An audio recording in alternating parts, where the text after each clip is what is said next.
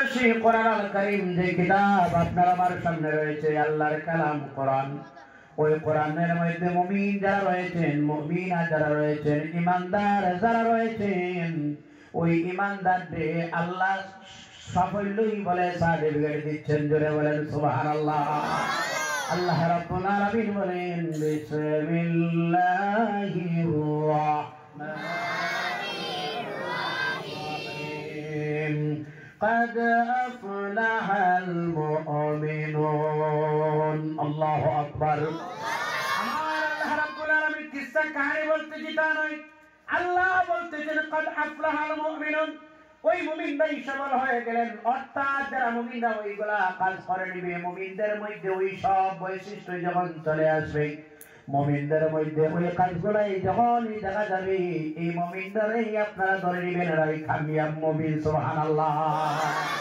আল্লাহ বলতেছেন قد أفلح المؤمنون الذين هم في صلاتهم خاشعون الله أكبر الله علماء کرام موجود আছেন قد لفظ قد তার অর্থ হচ্ছে নিঃসন্দেহ নিশ্চয় আল্লাহু আকবার আফলাহ মানে হচ্ছে কামিয়াব সফলতা অর্জন করে নিল কারা মুমিনুন ওই মুমিন সফল ওই ব্যক্তি সফল আল্লাহ এখানে থামলেন না আল্লাহ বলেন এরাই সফল হবেন যাদের মধ্যে ওই ধারাবাহিক 7টি গুণ রয়েছে সুবহানাল্লাহ বলেন আমরা যেহেতু মুমিন আমরা যেহেতু ঈমানদার আসুন না 7টা গুণ তৈরি করে নিতে পারবেন আওয়াজ দেন পারবেন আপনারা কয়টি গুণ 7টি গুণ রাজি আছেন আপনারা প্রথম গুণ শুনেন ধারাবাহিক শুনেন কোরআনে বলছে কিসসা কাহিনী নয় গল্প নয় কোন শাইরের শেরও নয় ওর আল্লাহর কালাম সুবহানাল্লাহ আল্লাহ কি বলেন কাজে আফলাহা এরাই সফলতা আল মুমিনুন যারা মুমিন ওই কোন মুমিন যে মুমিন সফল হয়ে গেছে তার নাম্বার 1 তার বৈশিষ্ট্য শুনেন কান করে শুনবেন তার ওই প্রথম গুণ হবে গণবেন আঙুলে ধরে শাহাদাত আঙ্গুলে উঠা করেন তো দেখি প্রথম গুণ কোন গুণ রেকর্ড হবে বক্তা থাকবে না শ্রোতা থাকবে না আওয়াজ থাকবে ইনশাআল্লাহ জবাব আওয়াজ দেওয়ার জন্য আসি না আজ আমি বলবো কোরআনের বাগানে বসে বিশ্বের যত তরুণ আর তরুণীরা রয়েছে আজ একটা জাতি আপনার আমার পিছনে উঠে পড়ে লেগেছে দাড়িতে ধরে টানে রাস্তায় ধরে প্রেসার কিক করে তাদের ধর্মের স্লোগান দেওয়াইতে বাধ্য করে এমনও চলতেছে কিনা আওয়াজ দিয়ে বলুন চলতেছে কিনা এমনও চলতেছে আমি বলবো 2টা হাত জোড় করে পায়ে ধরে বলবো আজ যদি প্রতিটা শহরে প্রতিটা মহল্লায় প্রতিটা যুবক যুবতীরা তাহাজ্জুদের মুসল্লায় দাঁড়িয়ে যায় 1 মাস পরে গোটা বিশ্বের মানচিত্র আল্লাহ বদলে দিবেন সুবহানাল্লাহ বলে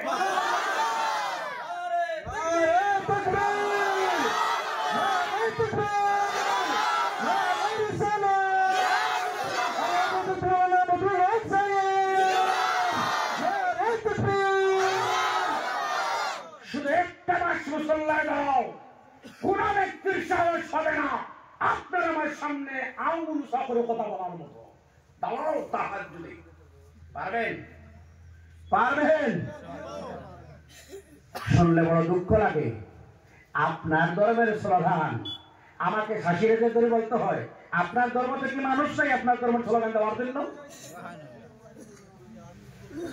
আমি স্পষ্ট ভাষায় বলছি আমার আল্লাহ কি বলছে জানেন ওয়া আনতুমুল আ'লাউনা ইন কুনতুম মুমিনিন সুবহানাল্লাহ হয় যুবক লম্বা ওয়াজের বিষয় নয় সময় নয় সামনে অন্ধকার পারে করে বলছি আসুন জায়গায় আপনার আমার স্থান যেটা ছিল এই জায়গায় যদি চলে আসি, আল্লাহর কসম করে বলবো বিশ্বের কোন শক্তির কাজে লাগবে না আপনার আমার সামনে। জানেন আপনারা কিছুদিন আগে ছোট্ট ছোট্ট বাচ্চারা এতিম হয়ে গিয়েছিল, মা হারা হয়েছে, বাবা হারা হয়েছে, আব্বু আব্বু বলে ছোট ছোট মনে রাখা,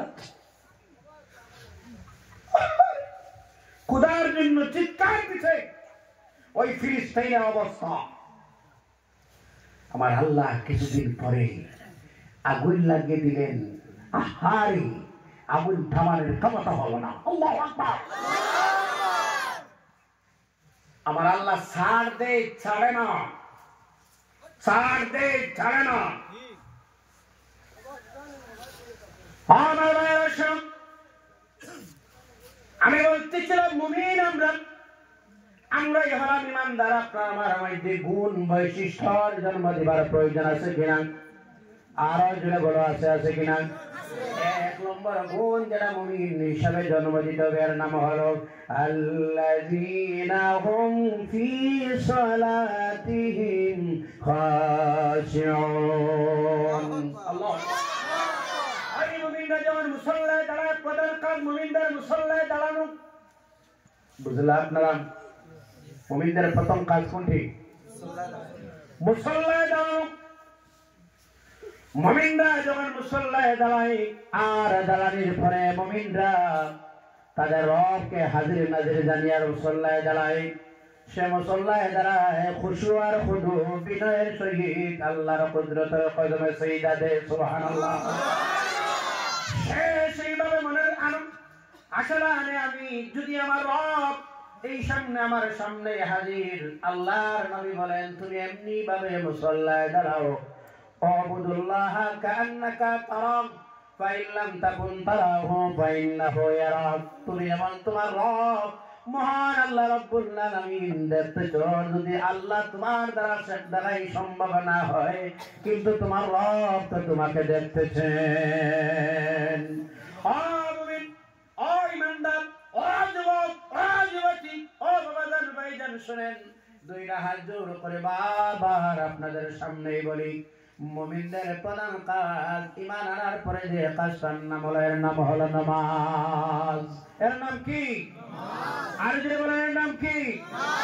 নামাজ আপনার পড়তে হবে। এক নম্বর কাজ হলো সারাটা রাত্রিতে বসে আলোচনা শোনেন।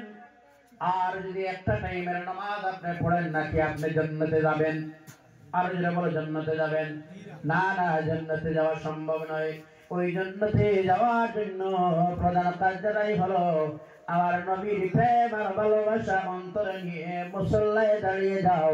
ওই মুসল্লায় দাঁড়ানোর সঙ্গে সঙ্গে আল্লাহ তোমার সব জীবনের কঠিন দাগ আল্লাহ আসান করে দিবে। সুবহানাল্লাহ। আমি বলবো আমার ভাইরা, শোনো, এই নামাজ বিষয় নিয়ে সংক্ষিপ্ত হবে, খালি শুধুমাত্রই বললাম মুমিনদের প্রধান বৈশিষ্ট্য যেটা হলো মুসল্লায় দাঁড়ানো। আর দুই নম্বর হলো আল্লাহ রাব্বুল আলামিন বলেন ওয়াল্লাযীনা হুম আনিল লাগওয়ি মুরিদুন। আল্লাহু আকবার। প্রধান কাজ কি মুমিনদের? নামাজ পড়া। প্রধান কাজ কি? আরে বলুন না, প্রধান কাজ কি? নামাজ পড়া। নামাজ, নামাজ কাকে বলে জানেন? মুমিন, কাফির, এই দুইজনের মধ্যে যেটা পার্থক্য করে দেয় তার নাম হচ্ছে নামাজ। কথা বুঝা? কথা বুঝরা? এক কুকুর আর এক অলি দরবেশ কুত্তারে জিজ্ঞাসা করলেন, কেন তুই মানুষ দেখলে, ভিক্ষুক দেখলে ডাক দেস? ভিক্ষুক ভিখারি দেখার পরে কেন তুই ডাক দেস? কেন তুই রাত্রে মানুষরে জাগিয়া মানুষরে বারবার ডিস্টার্ব দেস? ডাকস বেশি, কুত্তারা ডাকে বেশি না? তার কাছ থেকে কেন জবাব আসলো জানেন? ওই ভিক্ষুক দেখলেই বলবি, আওয়াজ দি, তার ডিস্টার্ব দেই কেন জানো? তার কারণটা হলো এটাই, এই গোলাম, তুই যার কাছে চাওয়া আসতো তার কাছে নাই, মানুষের কাছে কেন? তুই রবের কাছে যা। সুবহানাল্লাহ বলেন। রবের কাছে যা। আল্লাহু আকবার। আর রাত্রে কেন ডাকি জানো? রাত্রে ডাকি এর কারণে তুমি কেন ঘুমাও? তোমার রব তোমার অপেক্ষায় রয়েছেন। সুবহানাল্লাহ। আমার আল্লাহ নিচের আসমানে এসে বলেন, রাত গভীর যখন হয়ে যায়, নিচের আসমানে এসে বলেন, কে আছো ঋণগ্রস্ত হয়ে গেছো? কে আছো অসুস্থ বিছনায় পড়ে গেছো? কে আছো করজদার? কে আছো বিপদগ্রস্ত? কে আছো সমস্যার মোকাবেলা? আমি নিচের আসমানে এসে বলছি, যাও, চাইতে দেরি হবে, দিতে দেরি হবে না।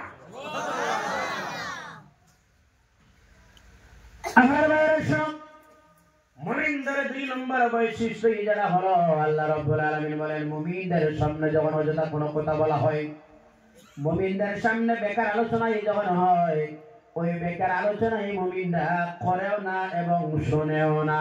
আল্লাহ রাব্বুল আলামিন বলেন, যখন মুমিনদের সামনে যখন এমন উলটপালট যখন করে প্রশ্ন করা হয়, মুমিনরা বলেন, আল্লাহ রাব্বুল আলামিন কোরআন অন্য জায়গার মধ্যে বললেন, ওয়াইযা খাতাবাহুমুল জাহিলুন ক্বালু সালামা।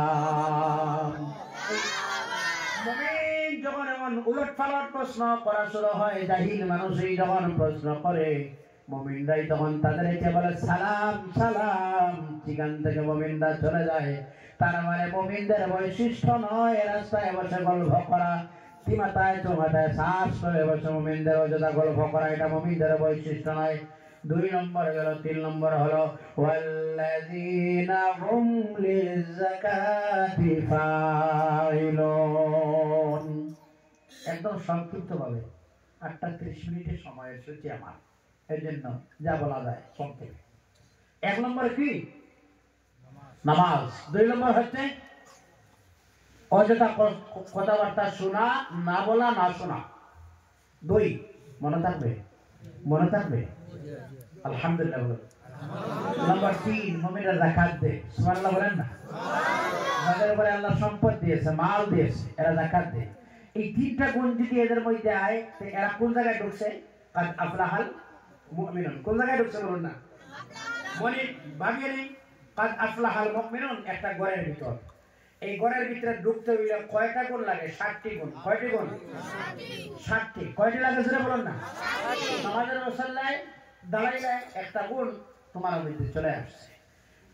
তুমি অযথা কথা বললে না, তোমার মধ্যে 2য় গুণ চলে আসছে। তুমি আস্তে আস্তে ঘরের মালিক হয়ে দাঁড়ায়। সুবহানাল্লাহ বলেন না? আর ওই মালিক হলে সফল মুমিন। আল্লাহ ঘোষণা দিয়েছেন, এরা তো জান্নাতের মালিক। আল্লাহু আকবার। যাকাত দেয় মুমিন। 3 নম্বর গেল। আর 4 নম্বর আজ আপনাদের সামনেই বলি, আল্লাহ রাব্বুল আলামিন বলেন, ওয়াল্লাযীনা হুম লিফুরুজিহিম হাফিজুন। 4 নম্বর মুমিন তারা তাদের লজ্জাস্থান যেটা রয়েছে, ওই লজ্জাস্থানের ইবাদত করবে। শরমগাহ যেটা বলা হয়, লজ্জাস্থান যেটা বলা হয়। আল্লাহর নবী সাল্লাল্লাহু আলাইহি সাল্লাম অন্য জায়গার মধ্যে হাদিস বললেন, মুমিন তোমার মধ্যে সবথেকে ফিতনাওয়ালা 2টি জিনিস, একটা তোমার ঠোঁট আর একটাই তোমার লজ্জাস্থান। ওই 2টা জিনিস তোমার কবজার মধ্যে, তুমি 2টা জিনিসের রিমোট তোমার মধ্যে আছে, তুমি কন্ট্রোল হয়ে যাও। তুমি 2টা জিনিসের জিম্মাদার বনো, লজ্জাস্থান আর তোমার মুখের। আমি আল্লাহ ওয়াদা দিলাম, আমি নবী ওয়াদা দিলাম, ওই 2 জিনিসের জামিনদার তুমি হয়ে গেলে, আমি রাসূল তোমাকে জান্নাতে নেওয়ার জামিনদার হয়ে গেলাম। তার মানে তোমার লজ্জাস্থান।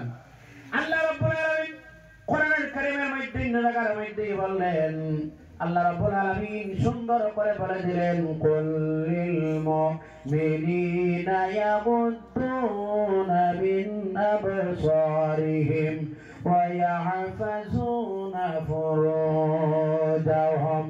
আল্লাহ রাব্বুল আলামিন বলেন, মুমিনদেরকে জানিয়ে দেন আমার হাবিব, তারা যখন রাস্তায় চলবে, তাদের চোখটাই যেন রাস্তায় চলার সময় ওই দিক সেই দিক না করে নিচের দিকে দিয়ে তারা চলে। রাস্তায় যখন চলবে, তারা চোখটা যেন নিচের দিকে দিয়ে চলে। আল্লাহর নবী সাল্লাল্লাহু আলাইহি সাল্লাম যুবকদের উদ্দেশ্যে কথা বলতেছি, যুবক সমাজ, মক্কাতুল মুকাররমার মধ্যে পাহাড়ি এলাকায় এখানে হাজী সাহেব আছেন নি? আপনারা হাজী সাহেব খুলছেন আছেন? একটু হাত তুলেন। মক্কা পাহাড় না পাহাড়ি এলাকা আজ যেমন পাহাড়ি এলাকা আজ থেকে 100 বছর আগে কেমন ছিল বাবা জান এমন পাহাড়ি এলাকা ছিল না সেই পাহাড়ি এলাকার মধ্যে ইসলাম এমন সময় নবী তো মানলেন যে সময়ের অবস্থা বড় শোচনীয় ছিল যেই সময় কোন পুরুষ নারী দেখার সঙ্গে সঙ্গে তার সম্পর্ক বুঝত না যেমন নারী দেখার সঙ্গে সঙ্গে তার মা হোক আর তার বোন হোক যে কোনো নারী ধরনের মেয়ে হোক তার যৌন চাহিদা পূরণ করার জন্য বাঘের মতো মেয়েটার উপর লাভ দিত জোরে বলুন নাউজুবিল্লাহ ওই সময়ের মধ্যে আল্লাহর হাবিব আগমন করলেন আল্লাহর নবী সাল্লাল্লাহু আলাইহি ওয়াসাল্লামের একজন তরুণ সাহাবী ছিলেন রাত্রির বেলা ঘোরাফেরা করতেছেন নবীজির সাহাবী রাত হয়ে গেছে ঘুরতেছেন গভীর রাত নিশারাত্রিতেই গভীর রজনীতে ঘোরাফেরা করতেছেন হঠাৎ দেখলেন একজন তরুণী যুবতী সামনে এই মেয়েটা দেখার সঙ্গে সঙ্গে আল্লাহর হাবিবের সাহাবী লাহে লাহে মেয়ের দিকে যখন অগ্রসর হচ্ছেন জোরে বলেন সুবহানাল্লাহ কষ্ট লাগে বোধহয় আপনাদের পরে শুনবেন কলিকাতা মনে তো কষ্ট নেই শুনলাম রাসূলের সাহাবী ঘোরাফেরা করতেছে হঠাৎ দেখলেন একটা তরুণ যুবতী সামনে তরুণী প্রত্যেক মেয়েদের একটা ইজ্জত সম্মান আছে কিনা যেই ধর্ম একটা ইজ্জত সম্মান এই মেয়েটাই যখন গভীর রজনীতে ছেলে মানুষ দেখলো দেখার সঙ্গে সঙ্গে মেয়েটার শরীরটা একটা কম্পন জারি হয়ে গেছে চোখ দিয়ে পানি পড়া আরম্ভ হয় কারণ সময় খারাপ এই সময় কোন পুরুষ কোন ছেলে মেয়ে দেখার সঙ্গে তার ইজ্জত আর রাখতে চায় না নষ্ট করে বলেন নাউজুবিল্লাহ আল্লাহর নবীর সাহাবী যখন সেই মেয়েটার দিকে আল্লাহে লাহে অগ্রসর হচ্ছেন সময়ের প্রতি ওই মেয়েটা যখন দেখার সঙ্গে সঙ্গে মেয়েটা কান্দা আরম্ভ করে আল্লাহর নবী সাল্লাল্লাহু আলাইহি সাল্লামের সাহাবী মেয়েটার সামনে গিয়ে বললেন ও মা কাঁদছো কেন এই মেয়েটা এসে মনে মনেই ভাবনা করলো আহারে এমন সময়ের মধ্যে রাত রজনীতে গভীর রাত্রিতে চিৎকার দিলেই তো আমার কোনো ডাক শুনবে না মানুষ ডাক দিলে কোনো মানুষ শুনবে না এলাকায় কোনো মানুষ নাই পাহাড়ি এলাকা দূর দূরে ঘর রয়েছে মানুষের চিৎকার দিলে কোনো মানুষ শুনবে না ডাক দিলে কোনো মানুষ সাহায্যের জন্য আসবে না মেয়েটা নিজে নিজেই কনফার্ম হয়ে গেছে আমার ইজ্জত আর টিকবে না নষ্ট হয়ে যাবে কনফার্ম আল্লাহর নবীর সাহাবী শুনে না যুবক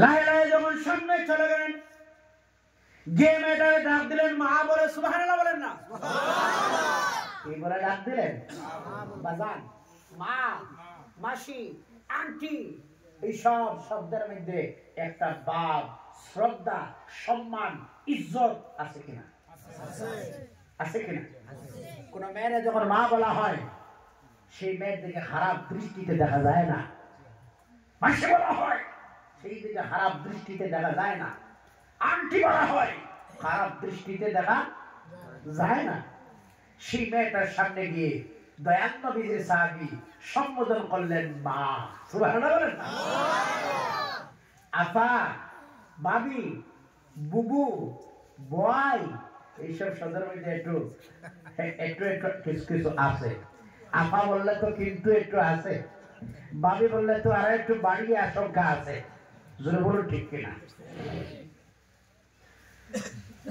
আল্লাহর নবীর সাহাবী সামনে গিয়ে বললেন মা সেই মেয়েটার মনে মনে এখন কিছু শক্তি আসলো মনের মধ্যে আহারে যে ছেলেটা আমাকে ডাক দিল মা বলে সেই ছেলেটা আমার দিকে খারাপ নজরে দেখবে না আল্লাহর নবীর সাহাবী জিজ্ঞাসা করলেন গভীর রাত্রে কেন ঘুরতে চলে মা সে মেয়েটা জবাব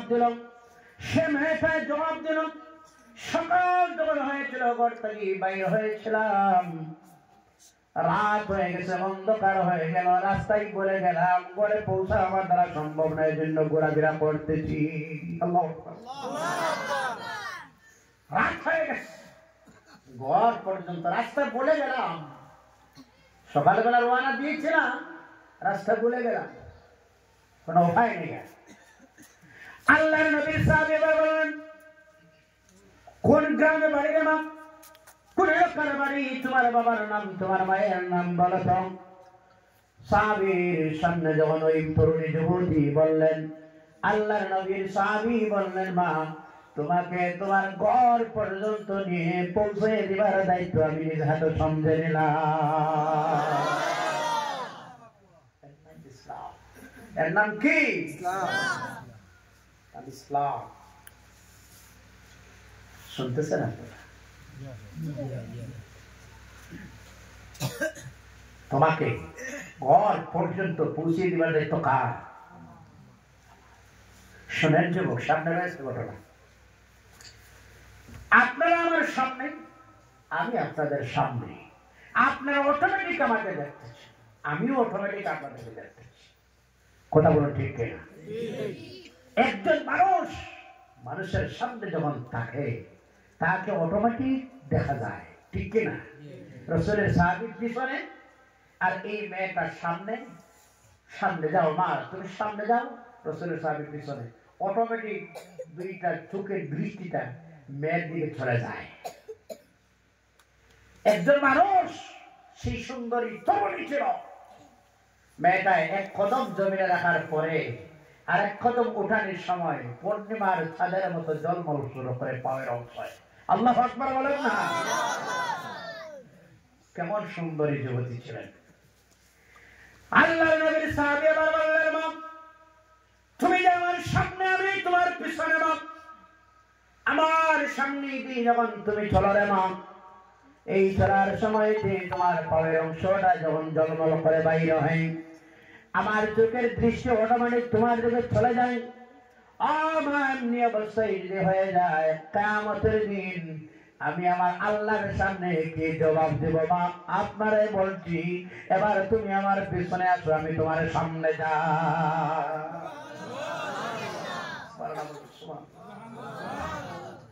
আমার দৃষ্টি তো অটোমেটিক যা, আমি কি জবাব দেব? মানে তুমি পিছনে আসো, আমি তোমার সামনে যাই। বুঝা যাক তো? গভীর রাত্রে যখন চলে গেলেন, সেই মেয়েটা নিয়ে যখন আল্লাহর নবী সাহাবী চলে গেলেন, ঘরের দরজার সামনে গিয়ে যখন মেয়েটা তার ঘরের দরজায় বলল, ঘরের দরজা খুললেন, ঘরের মধ্যে ছিলেন বৃদ্ধা মা আর বৃদ্ধ বাবা দুইজন। ঘরের দরজা যখন মা খুললেন, মেয়ের সঙ্গে একটা তরুণ যুবক যার সঙ্গে সঙ্গে মা আবার মিজাজটা খারাপ থাকবো না ভালো থাকবো? আরো জোরে বলো, খারাপ না ভালো? আর মা বাবা খারাপ দৃষ্টিতে ওই ছেলের দিকে দেখতেছেন। ওই সময়ের মধ্যে মেয়েটায় আওয়াজ দেওয়া বলে, আব্বা আম্মা যান শোনেন, ওই যে এমন একজন পুরুষ দেখতেছেন, এমন একজন যুবক দেখতেছেন, ওই যুবকের মতো যুবকের গল্প জীবনে দেখা তো দূরের কথা, ওই ছেলের মতো যুবকের গল্পই তো কোনোদিন জীবনে শুনি নাই। ঘটেছিল সব তার মা বাবার সামনে কোলে কোলে মেয়েটায় যখন বর্ণনা করে, এবার আল্লাহর নবীর সাহাবী বৃদ্ধা মা আর বৃদ্ধা বাবা, বৃদ্ধ বাবা ঘরের দরজায় করে ডাক দিয়ে বলেন, আসো বাবা, বিছনায় বসো, ওয়েলকাম, স্বাগতম জানা। সাহাবী রাসূল যখন ঘরে প্রবেশ করলেন, বসলেন। এবার বৃদ্ধা মা আর বৃদ্ধ বাবা তরুণ সাহাবী সহ তিনজন মেম্বার সামনে এসে দাঁড়াইয়া জিজ্ঞাসা করলেন, বাবারে ওই যে এত সুন্দর শিক্ষা তুমি কোন জায়গায় ফেলাই? ওই শিক্ষা কোন ইউনিভার্সিটিতে শিখলাই? কোন জায়গায় ওই ধরনের শিক্ষাই তুমি শিখলাই? আল্লাহর নবীর সাহাবী জবাব দেন, বিশ্বের কোন ইউনিভার্সিটিতে নয়, বিশ্বের কোন জায়গায় নয়, মক্তবে নয়, কলেজে নয়, মাদ্রাসায় নয়, ওই শিক্ষাই শিখলাম আমার দয়াল নবী রহমতুল লিল আলামিনের কদম মোবারক থেকে। সুবহানাল্লাহ। আল্লাহ নবীর সাহাবীর সামনেই বলেন, বাবারে ইসলাম যদি এত সুন্দর শিক্ষা দেয়, আর দেরি করতে চাই না, আমরা হাতের উপর হাত রেখে পড়তে চাই না, ইলাহা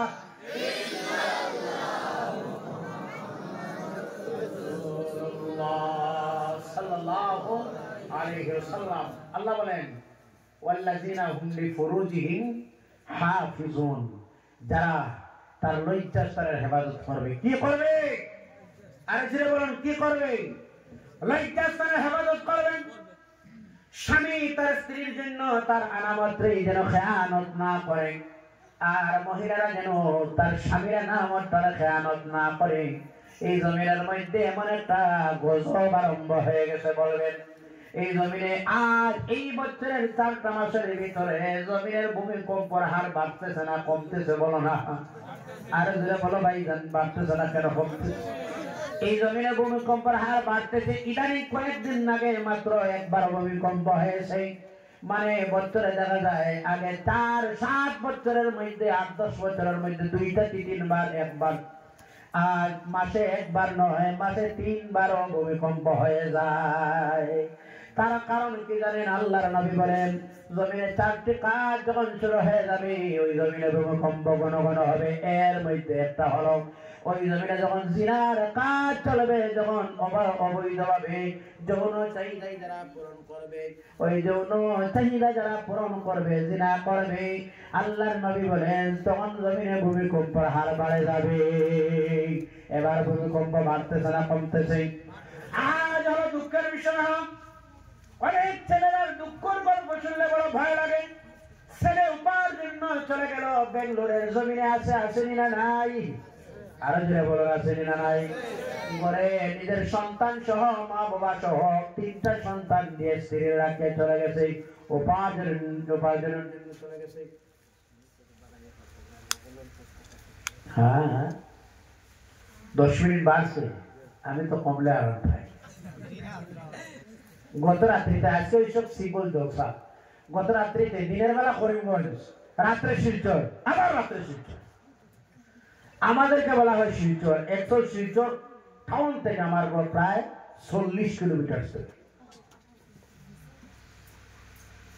আর আমি প্রোগ্রাম একটু কম রাখতাম, কালকে প্রেশার দেওয়া হচ্ছে, না আসলে না হয়। মানসিক শারীরিক দুর্বলতা আমার ওয়াজ মূল না, মূল হচ্ছে আমি আর একটা মাদ্রাসা আছে, এটাই আমার মূল সম্পদ। তাহাসসুস অনলি 7 বছরের টাইটেল পাস, 2026 ইংরেজিতে 12 জন টাইটেল পাস হবে। আমি মূলটাই আমার, আমি আল্লাহর কাছে বলি আল্লাহ যে জায়গায় গেলে ওয়াজে গেলে আমার জন্য যদি মানুষের ফায়দা হয় তাহলে দাওয়াত আও কান্নায় বলতে হবে।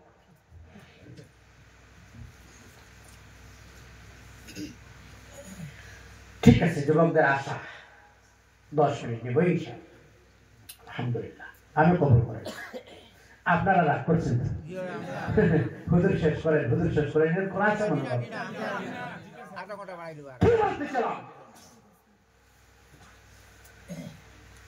4-5টা সন্তান রাখি, ছেলে একমাত্র চলে গেল বেঙ্গলোরের জন্য। বেঙ্গলোরের জমিনে আছে কিনা? কথা বলা আছে কিনা? আহারে কোন ছেলে নিজের হাউস করার জন্য নয়, নিজের ওয়ামার জন্য নয়, বেঙ্গলোরের জমিনে চলে যায়, ঠিক কিনা? উপার্জনের জন্য, ফ্যামিলি মেনটেনেন্সের জন্য, ঠিক কিনা? আর সন্তানদের খানাপিনার জন্য, পোশাকের জন্য, স্ত্রীর জন্য, সবার জন্য ফ্যামিলির চিন্তা ভাবনা করে, ঠিক কিনা? আর ওই সময়ের মধ্যেই শুনি বেঙ্গলোর থেকে আসার পরে সন্তানরা বাবা বাবা বলে কাঁদে, কিন্তু মা বলে নাই। আছে কিনা? আর দূরে বলো আছে কিনা? আপনি জানেন মা, আজ আমি বলবো তুমি সাধারণ মা নয়, তোমার একদিন কোনো ইজ্জত ছিল না, তোমার কোনো সম্মান ছিল না। মেয়ে সন্তান জন্ম হলে গর্ত করে জিন্দা দহন করা হওয়ার সময় ছিল তোমার কোনো ইজ্জত ছিল না, ছিল ইজ্জত। মেয়ে সন্তান জন্ম নেবার পরে মানুষের মুখ কালো হয়ে যেত। মেয়ে সন্তান জন্ম হলে এরা ভাবতে একটা আইব হয়ে গেছে। সেই জাহালতির পিয়ন দূর করে দয়াল নবী তোমাকে তুলে রানী সিংহাসনে বসাইতে সুবহানাল্লাহ বলেন মা। নারে তাকবীর, নারে তাকবীর, নারে রিসালাত, আমাদের মুসলমানরা বলুন চাই, নারে তাকবীর। তোমাকে রানীর চাল দেওয়া হলো যেই ধরনের, তুমি তোমার স্বামী কেমন জানো? আজ আমি স্পষ্ট ভাষায় বলে দিচ্ছি, আমার নবী বললেন আইয়ুমা ইমরাআতিন মাতাত ওয়া যাওজুহা আনহা রাদিন দাহাতি জান্নাত। যখন কোন মেয়ে মারা যায়, তার স্বামী যদি তার স্ত্রীর কবরের কিনারে দাঁড়ায় বলে রব্বুল আলামিন আজ পর্যন্ত আমার স্ত্রীর উপর সন্তুষ্ট ছিলাম আমি, তুমিও সন্তুষ্ট হয়ে যাও। আল্লাহর নবী বলেন, আল্লাহর নবী বলেন, স্বামী দোয়া করতেই দেরি হয়, মেয়ের জন্য জান্নাতের দরওয়াজা খুলতে দেরি হয় না। তুমি কেমন জানো? তুমি সাধারণ মা নয়, পুরুষরা চলে। তোমার দায়িত্ব আজ আমি বলে দিচ্ছি, তুমি মা হিসাবে তুমি আমার সম্মানিতা বোন, তুমি আমার সম্মানিতা মা। তুমি মা নয়। পুরুষ যখন চলে যাবে, পুরুষের কদমে নিতে হয় মাটি, আর একটা নারী চললে কদমে নিতে হয় জান্নাত। সুবহানাল্লাহ।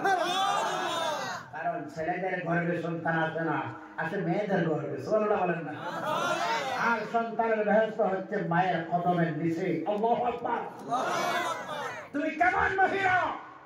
তোমার দায়িত্ব কি ছিল তুমি মানো? তুমি জানো তোমার দায়িত্ব? আজ শোনেন, তোমার দায়িত্ব হলো একজন পুরুষ মানুষ সারাদিন বাগানে কর্ম করলো, সারাদিন রাইড করলো, সারাদিন রাজমিস্ত্রি করলো উপার্জনের জন্য। কথা বলো ঠিক কিনা? একটা পুরুষ তার মনের চাহিদা ওইটাই করে, সবচেয়ে যেন দামি কাপড়টা আমার ছেলের মেয়েদের কিনে দেয়। কথা বলো। সবচেয়ে স্ট্যান্ডার্ড, সবচেয়ে দামি পোশাকটা আমার স্ত্রীর জন্য যেন কিনতে পারি। কথা বলো ঠিক কিনা? ঠিক কিনা? এত খারাপ লাগতেছে আপনাদের না? আমার খানিতে পরে কোনো ডিস্টার্ব আসবে?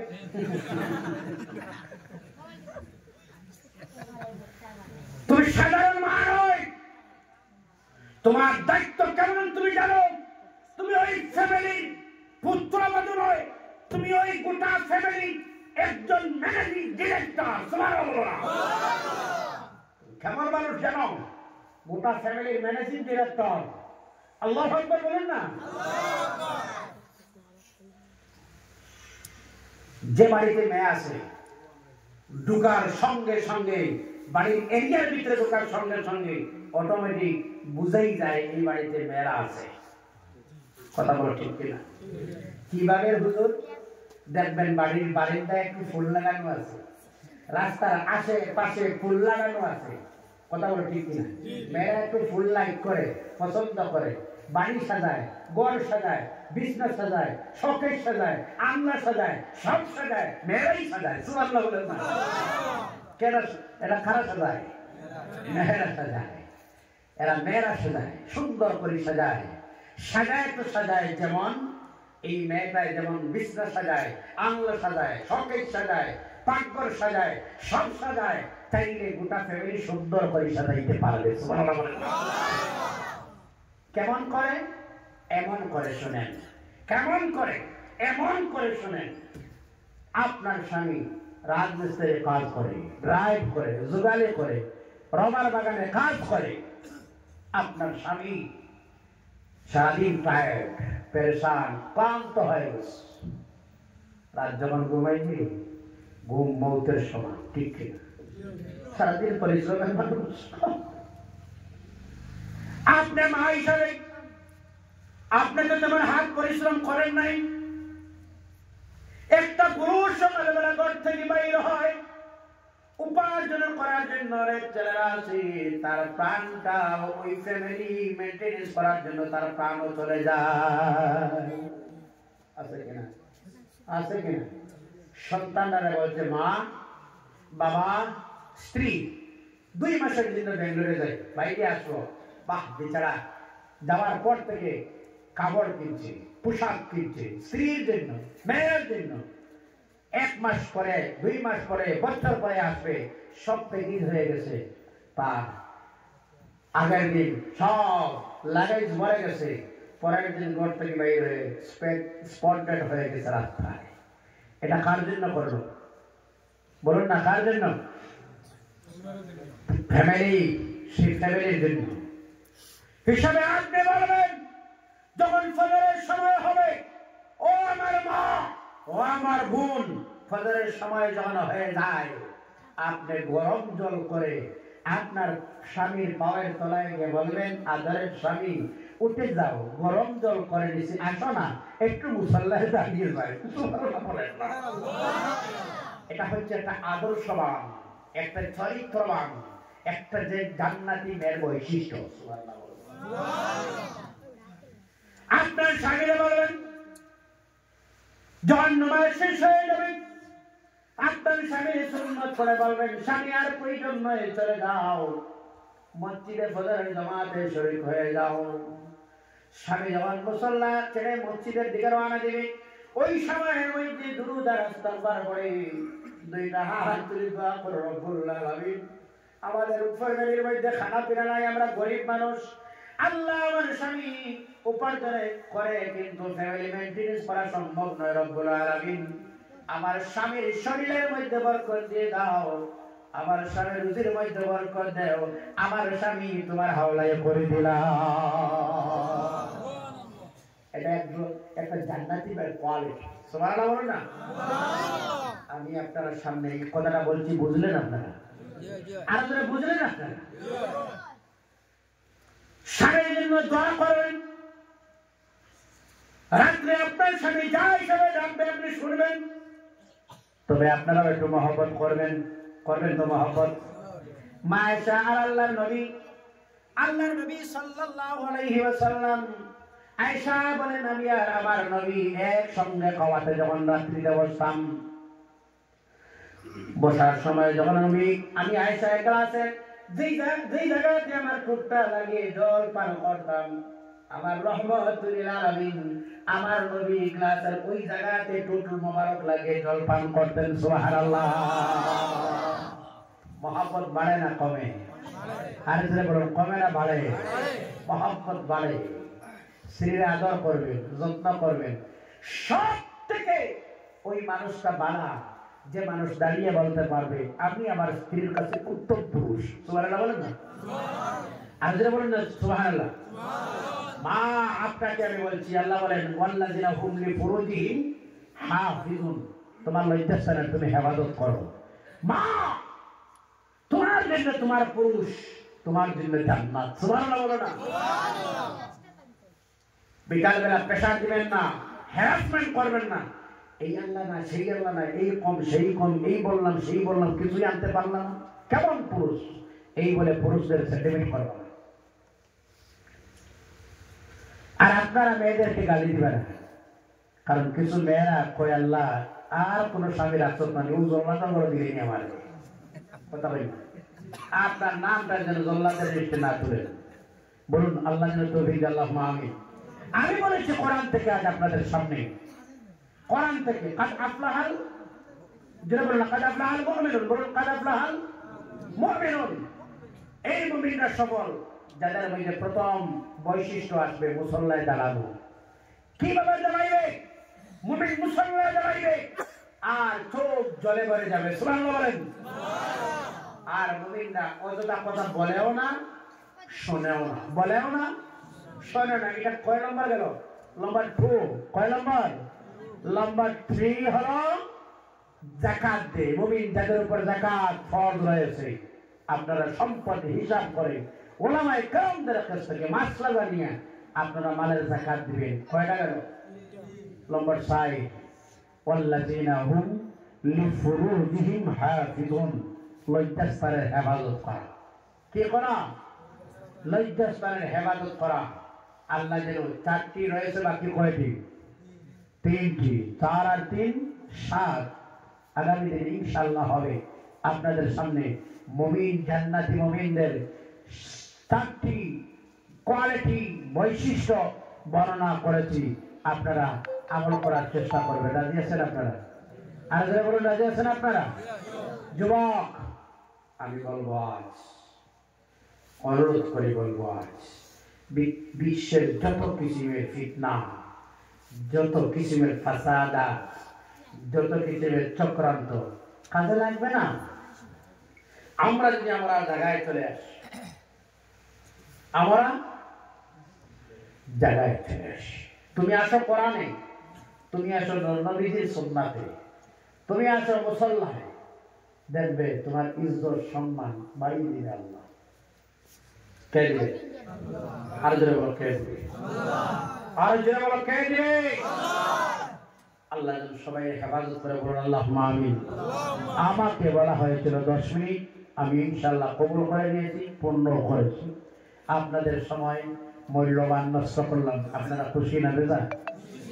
আর বেজার বেঠু আমি দোয়া চাই আপনাদের কাছে, আমার মুরব্বিয়ানে কেরাম যারা রয়েছেন হায়াত যেন আল্লাহ দরাজ করে দেয়, বলুন আল্লাহুম্মা আমিন। আর যেন আল্লাহুম্মা আমিন। মা বোনরা বাবা জানরা, মা বোনরা বাবা জানরা, ভাই জানরা, প্রত্যেক যেন আপনারা নামাজ পড়েন। 5 ওয়াক্ত নামাজ পড়বেন। হ্যাঁ, জোরে বলা যায় না? নামাজ পড়বেন আপনারা। বাবা আপনি শুধু নামাজে হলে হবে না, ও আনফুসাকুম ওয়া আহলিকুম নারা, তুমি বাঁচো, আহাল পরিবার পরিজন প্রতিবেশী সবাই নামাজের দিকে আহ্বান করো। পারবা? পারবা? তোদের গরিব মানুষ সারাদিন রবার বাগানে কাজ করতে লাগে, পাক পবিত্র অবস্থায় যাবেন, একটা গামছা নিয়ে যাবেন, নামাজের টাইম হয়ে গেছে, রবার বাগানে গামছা বিছিয়ে বলবেন আল্লাহু আকবার, সুবহানাল্লাহ। এই বাগানে আল্লাহ আছেন কিনা? হ্যাঁ। ড্রাইভিং আল্লাহ আছেন কিনা? কৃষির জায়গায় জমিতে আল্লাহ আছেন কিনা? চাষ করতে গেলেন, কাজ বন্ধ করে মুসল্লায় গামছা বিছিয়ে বলবেন আল্লাহু আকবার, সুবহানাল্লাহ বলেন না? আমার ভাইয়ের এই যুবক সমাজের জন্য আল্লাহ হেদায়েত করে কবুল করে, বলুন আল্লাহুম্মা আমিন। মুরব্বিয়ানে কেরামদের হায়াত যেন দরাজ করে, বলুন আল্লাহুম্মা আমিন। আমাদের সম্মানিতা আবেদা সালেহা দ্বীনদার ইমানদার মা বোনদের যেন আল্লাহ হেদায়েত করে, বেশি করে সাবের খেদমত করার তৌফিক দেয়। আল্লাহ সিরাতাল মুস্তাকিম পরিত্যাগের কায়েম দাইম যেন রাখে, বলুন আল্লাহুম্মা আমিন। আর যেন আল্লাহুম্মা আমিন। আমি দোয়া চাই আপনাদের কাছে, আপনারা দোয়া দিবা ইনশাআল্লাহ। ওয়া মা আলাইনা ইল্লাল বালাগুল মুবিন। আল্লাহুম্মা আমিন। আলহামদুলিল্লাহি রাব্বিল আলামিন। ربنا ظلمنا أنفسنا وإن لم تغفر لنا وترحمنا لنكونن من الخاسرين। رب العالمين দানবানা উলামায়ে কেরাম সামনে বাবার বয়সের মুরব্বিয়ানে ইলহাম হাদিস আবরানিয়া নওজওয়ান বন্ধুগণ নেই, আল্লাহ ছোট ছোট বাচ্চারা সঙ্গে নিয়ে আল্লাহ অনেক সময় আমরা যখন দোয়া করি আমাদের সঙ্গে পর্দানিশীল মা বোনরা করে বসে হাত তুলেন, মেহেরবানি করে রব্বুল আলামিন আলোচনা করা আর আলোচনা শোনাবো আর বান্দা বান্দীদের সাহায্য সহযোগিতা দেওয়া তুমি কবুল আর মঞ্জুর ফরমাও। রব্বে করিম যাও সদিবায় সোনার মদিনায় দয়াল নবীর কদম মোবারকে আজিয়াতান নিয়ে পৌঁছে দাও। তোমার হাবিবের তমাম যারা কবরের বাসিন্দা তোমাদের আরওয়াহ পাক নিয়ে পৌঁছে দাও। খুশুসান আল্লাহ আমরা যারা হাত তুললাম আমাদের কারবানে অন্ধকার গাড়ার মধ্যে শহীদ অবস্থায় আল্লাহ আমাদের মা বাবার কবরকে তুমি জান্নাতুল ফেরদাউসের অংশ বানিয়ে দাও। রব্বুল আলামিন যাদের মা বাবা জিন্দা হায়াত দরাজ ফরমাও, যাদের মা বাবা সুস্থ বিছানায় তুমি সুস্থ দানা দাও ফরমাও। আল্লাহ আমরা যারা হাত তুললাম তুমি রব্বুল আলামিন আমাদের জীবনের সগীরা কবিরা জানা অজানা জাহির আর বাতিন तमाम গুনাহ তুমি রব্বুল আলামিন maaf করে দাও। খুশুসান রব্বে করিম ইয়া আরহামার রাহিমিন ইমাম সাহেবের হায়াতের দরাজ ফরমাও। এই অঞ্চলের উলামায়ে কেরামরা যা খেদমত দিলে তুমি কবুল আর মঞ্জুর ফরমাও। আয় আল্লাহ যুব সমাজের এত পরিশ্রম করে, মুরব্বীরা এত পরিশ্রম করে, আল্লাহ মাহফিল দিলে তুমি কবুল আর মঞ্জুর ফরমাও। আল্লাহ বিল খুশুস আল্লাহ আমাদের যুব সমাজে তুমি হেদায়েত নসিব ফরমাও। আয় আল্লাহ তাআলা ইয়া আরহামার রাহিমিন আমাদের মাসাজিদ আমাদের মাদারিসের হেফাজত ফরমাও, উলামায়ে কেরামদের হেফাজত ফরমাও। বিশ্ব মুসলমান নেই তোমার রহমতের নিচে লাগা দাও ইয়া আল্লাহ। আল্লাহুম্মা আরহামনা ওয়াগফির যুনুবানা وتقبل منا بوسيلة سيد المرسلين।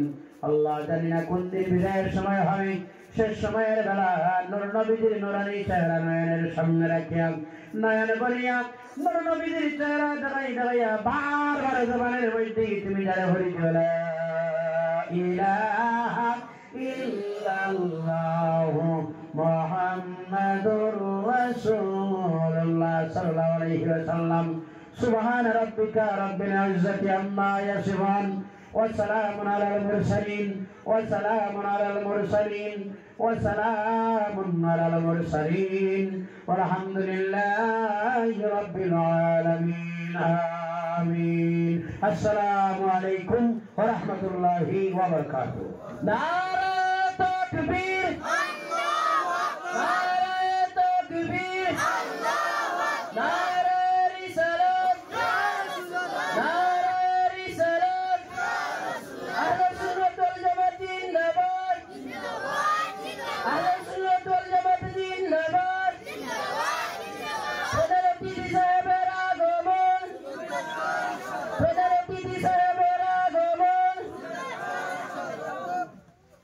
আজকে সবার সম্মানিত প্রধান অতিথি আলহাজ হযরত মাওলানা লুকমান গাজী সাহেব, নারে তাকবীর।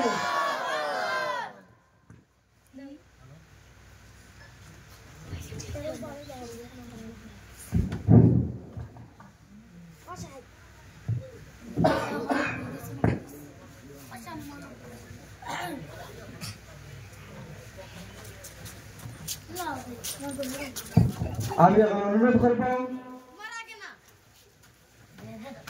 আমার হামসায়ার বিশিষ্ট ব্যক্তিরা জনাব ইসলামউদ্দিন সাহেব আপনি মঞ্চে আসার জন্য,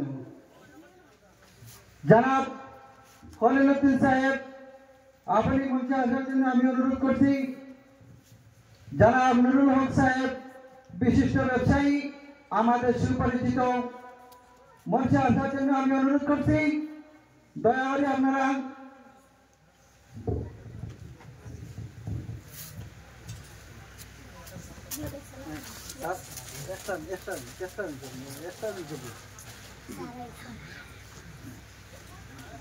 আমার যুবক ভাই হল আপনারা যেখানে তাড়াতাড়ি আই যাবেন।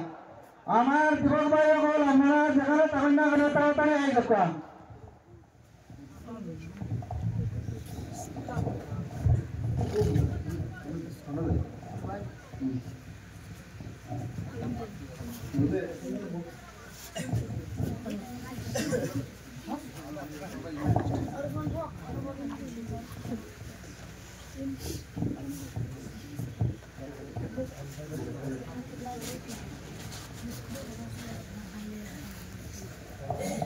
আমাদের সুপরিচিত মানবাড়ি এলাকার গৌরব, আমাদের এলাকার গৌরব বিশিষ্ট ব্যবসায়ী জনাব আব্দুর রহমান সাহেবকে গামছা দিয়ে বরণ করবেন। আমাদের যুবক কমিটির পক্ষ থেকে জনাব শামসুল হক সাহেব।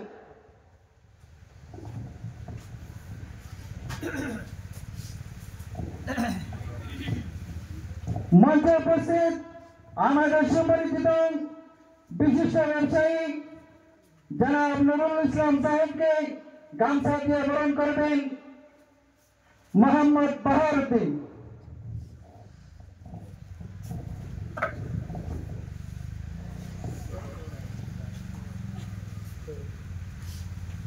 আমাদের হামসায়ার বিশিষ্ট ব্যক্তি জনাব ইসলামউদ্দিন সাহেবকে গামছা দিয়ে বরণ করবেন জনাব নিজামউদ্দিন সাহেব।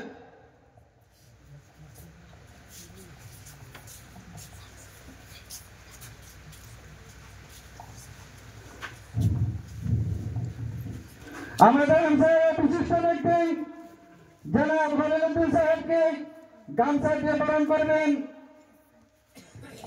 কবির আহমেদ।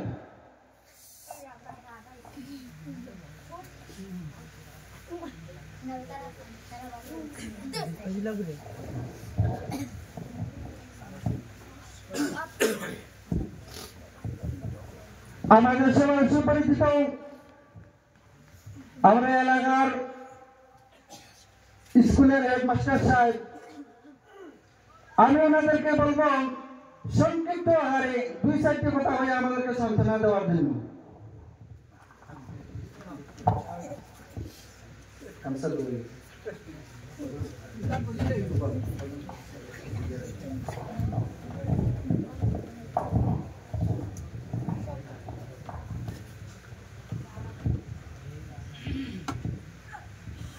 শ্রদ্ধেয় আজকের এই ওয়াজ মাহফিলে উপস্থিত আমার গুরুজন বর্গ, সবাইকে আমার অন্তরের অন্তঃস্থল থেকে দ্বিতীয় শুভেচ্ছা ও ভক্তি। আর এখানে আমার সমবয়সী যারা উপস্থিত এদেরকে আমার তৃতীয় শুভেচ্ছা। এবং আমার তো এখানে ছাত্রছাত্রী উপস্থিত আছেন। আমার জীবনে আজকেই প্রথম আমি কোনোদিন ওয়াজ মাহফিলে এরকম বক্তব্য কোনোদিনও রাখছি না। তো আজকে আমার ভাগ্যবান আমি নিজেই আজকে ওয়াজ মাহফিলে আসার পরে আমাকে আমার মেসাব একটু সান্ত্বনা দেওয়ার জন্য বলেছেন। তো সান্ত্বনা তো আমার দেখে এখানে ভালো লাগছে যে ধর্মের প্রতি সবেরই সব সমাজেরই থাকা, একাগ্রতা থাকা খুবই প্রয়োজন। কারণ ধর্ম রক্ষা না হইলে সমাজ রক্ষা হয় না। তো আমি আর বিশেষ বললাম না, তো এখানে সবেরই ধর্মের প্রতি নিজের ইয়েটা থাকা দরকার। বিভিন্ন ধর্মের ধর্মাবলম্বী আছে, এরা নিজস্ব ধর্ম পালন করে যায়। তো আমি সবাইকে বলবো, আর আজকের ওয়াজ মহলে উপস্থিত সবাইকে আমি বলবো যে এইভাবে যদি আমরা ধর্মের প্রতি যদি মনোভাবনা যদি থাকে তো আরো উন্নতি হবে। তো আমি আর বিশেষ কিছু বললাম না। তো আবারও আমি বয়োজ্যেষ্ঠ আমার পিতৃ সমূহ যারা আছে উপস্থিত, এদেরকে আমি আমার অন্তঃস্থল থেকে প্রণাম জানিয়ে আজকে আমি বক্তব্য এখানে শেষ করলাম। ধন্যবাদ আমার স্কুলের স্যারকে। এখন সংক্ষিপ্ত আকারে 2-4টি কথা হয়ে আমাদেরকে সান্ত্বনা দেওয়ার জন্য বিশিষ্ট ব্যবসায়ী, আমাদের সুপরিচিত মানবাড়ি এলাকার গৌরব জনাব আব্দুল আহাদ সাহেবকে আমি অনুরোধ করব 2-4টি কথা হয়ে আমাদেরকে সান্ত্বনা দেওয়ার জন্য।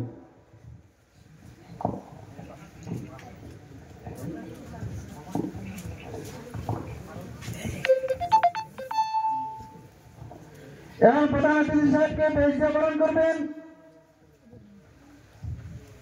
জনাব কবির উদ্দিন সাহেব।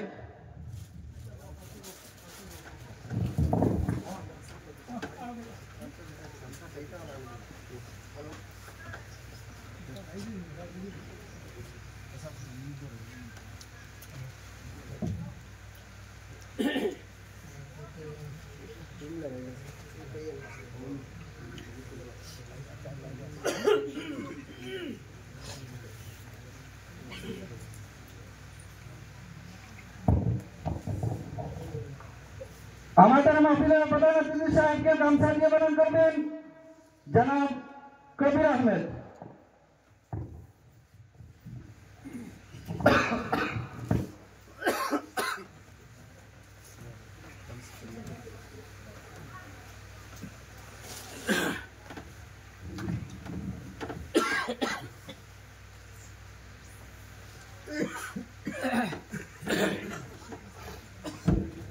এখন আমাদের মসজিদের ইমাম ও পৌরসভার সম্মানিত সভাপতি সাহেব, ওনাকে একটি পাগড়ি দিয়ে বরণ করবা ওয়াজ কমিটির প্রেসিডেন্ট, সেক্রেটারি ও সকল সদস্য সভাপতি মিলিয়ে।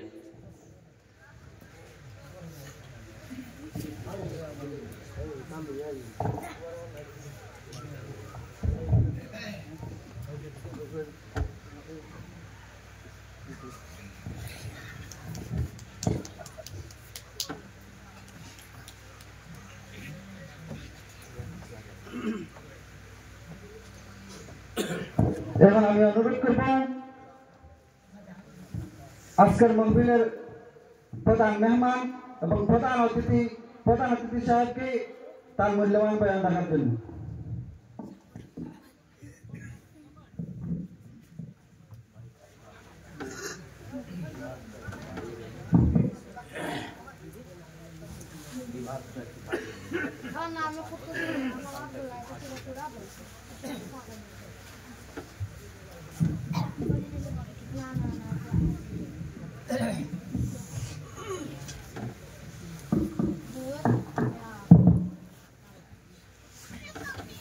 السلام عليكم ورحمة الله تعالى وبركاته.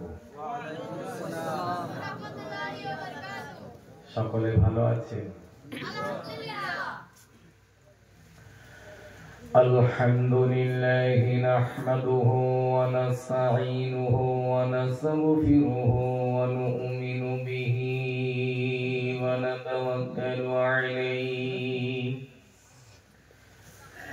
ونعوذ بالله من شرور أنفسنا ومن سيئات أعمالنا من يهده الله فلا مضل له ومن يضلله فلا هادي له ونشهد أن لا إله إلا الله وحده